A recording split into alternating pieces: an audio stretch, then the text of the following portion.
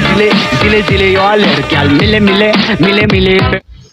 Alright, welcome back mga kabayan dito po sa ating munting YouTube channel, ang Nerds TV 51.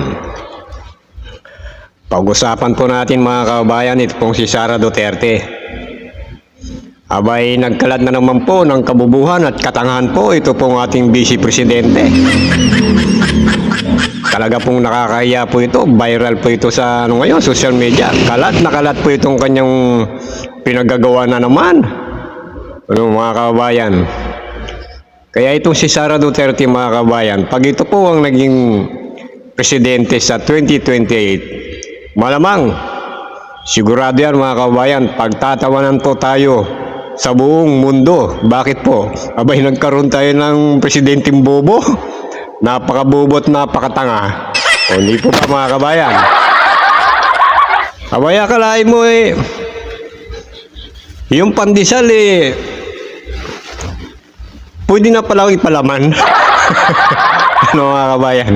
Pero bago natin panoorin yung kanyang pong video kung hindi po kayo nakapag-subscribe, abay mag-subscribe po kayo at i-click po ang notification bell para po maging updated po kayo sa ating pong mga reaction video na ating pong i-upload dito lang po sa Nerds TV 51. At huwag nyo rin pong kalimutan, i-follow nyo po ang ating pong Facebook page mga kabayan. At kung mayroon po kayong TikTok, may TikTok din po tayo, Nerds TV 51 din po mga kabayan. Ayan po.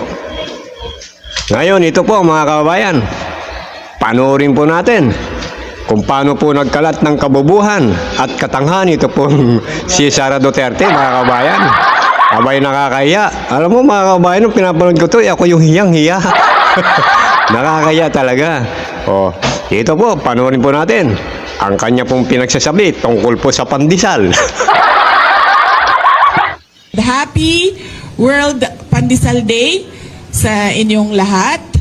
Ang pandesal, paborito ko, hindi siya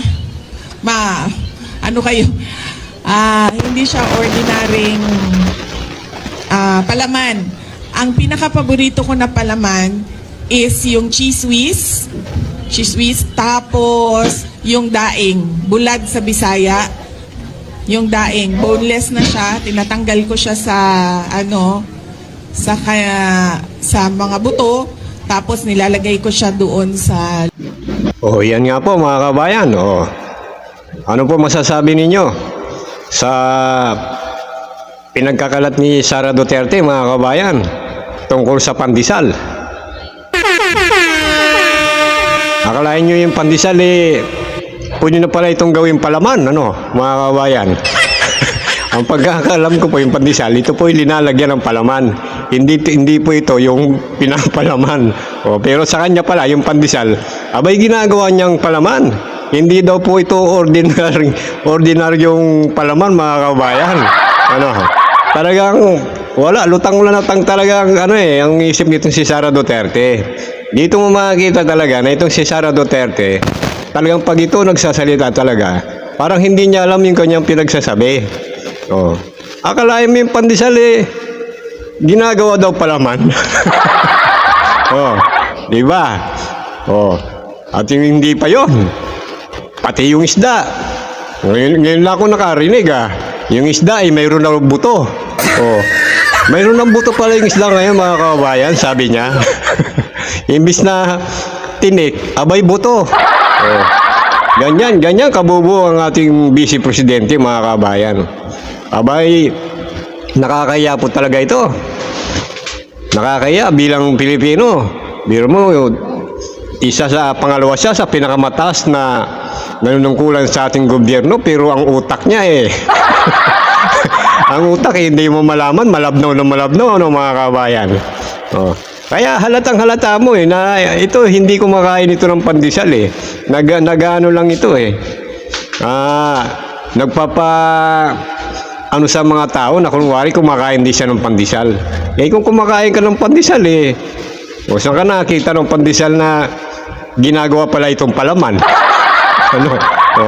Tapos yung isda, imbis na alisan niya ng tinik buto raw ang kanyang inalis. Di po ba?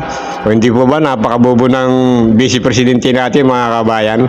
Kaya nako, kawawa talagang Pilipinas pag ito naging presidente sa 2028. O, mga DDS, paano nyo ipagtatanggol yan? O tanggol nyo yung sara ninyo para naman mayroon siyang, para lumakas naman yung kanyang loob. Kasi nakakaya talaga yung pinagagawa niya. O, yun lang mga kabayan, hanggang dito lang po muna tayo. Hanggang sa sunod muli, ito po ang Nards TV51. Mundo'y nagliwanag nang makilala ka, di may